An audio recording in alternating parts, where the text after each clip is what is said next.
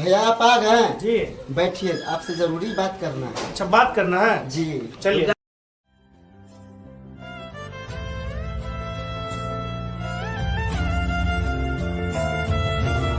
बैठिए भैया, बैठिए। हाँ, आप बोल रहे थे कुछ जरूरी बातचीत करना है, तो बताइए कौन सा बात था।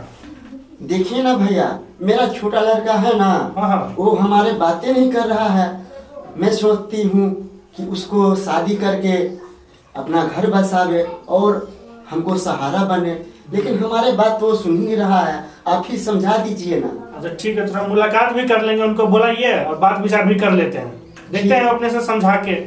ठीक है। बेटा रमेश, 2 कप चाय लेकर आओ, चाचा जी आए हुए हैं। चाय पीजिए चाचा लोग। और बेटा रमेश, अपने बारे में क्या सोचा है? जी चाचा जी। जी चाचा जी नहीं, अपने फ्यूचर के बारे में क्या सोचा है? तेरा बड़े भाई तो पढ़ लिख कर अमेरिका में सेटल हो गया, बहन थी, बहन का शादी हो गया, वो भी ससुराल चली गई।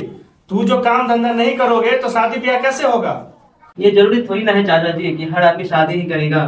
क्यों? मुझे पोता पोती के मुंह नहीं देखना है? देखिए ना भैया कैसे बात बोल रहा है।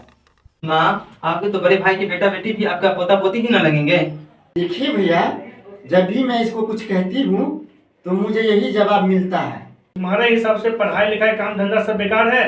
तुम्हारे पिताजी ने ये सब पूरे संपत्ति जोड़ी है, इसलिए तुम ऐसा बोल रहे हो। अगर ये सब नहीं होता ना, तब तुम क्या करता? नहीं होता चाचा जी तो और भी बहुत कुछ नहीं होता। शायद बड़े भाई पढ़ लिख कर अमेरिका सेटल नहीं हुए होते, बहन की शादी नहीं हुई होती, और मतलब हमें कहने से और आपके हिसाब से सब कुछ थोड़ी ना होता है। कैसे नालायक वाली बातें कर रहे हो तुम?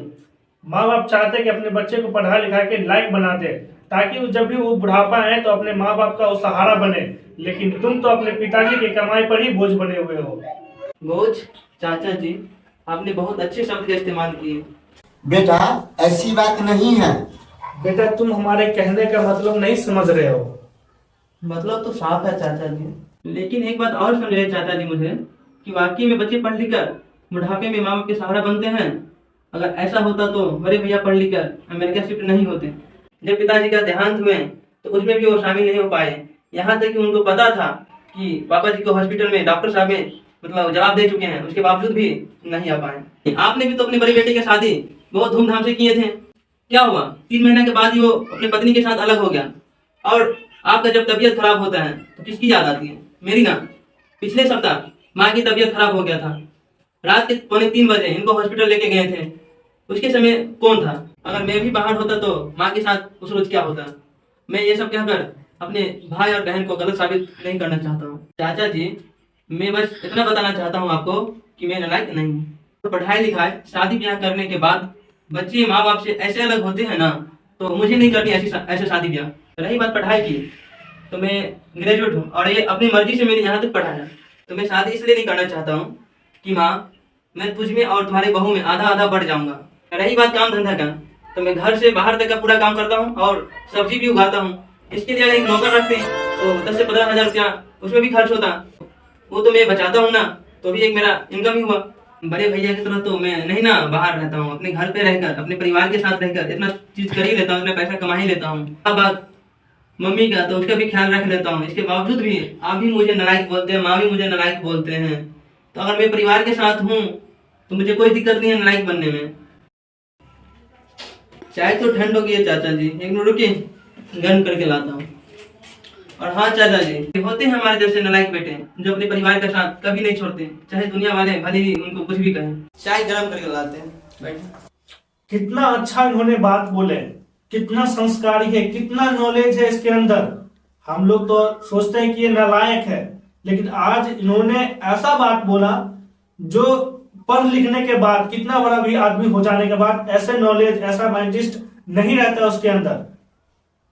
हमें तो बहुत ही अच्छा लगा इन्होंने जो बात बोला, घर पे रह के सारे कामकाज करते हैं वो। तो आपका बेटा बहुत ही अच्छा है, हमें बहुत अच्छा लगा उनका बात सुन के, और हम ये प्राउड फील कर रहे हैं कि आपका बेटा बहुत ही सुंदर है, बहुत नॉलेज है उसके अंदर। वो घर पे रह के ही अपने बाप का संपत्ति को संभाल सकता है और आगे बढ़ा सकता है। इतना तो लोग बाहर में रह के भी नहीं कर सकता है जितना आपका बेटा घर पे रह के कर लेता है। हाँ भैया, आप सही बोल रहे हैं। मेरा बेटा 9 लाख नहीं है, लायक है। तो फ्रेंड्स, ये वीडियो आपको कैसा लगा? मुझे उम्मीद है कि आप लोगों को बहुत ही अच्छा लगा होगा। अगर अच्छा लगा होगा तो हमारे चैनल को लाइक, सब्सक्राइब और शेयर कर दीजिएगा। तो चलिए मिलते हैं फिर अगली वीडियो में। तब तक के लिए जय हिंद, जय भारत।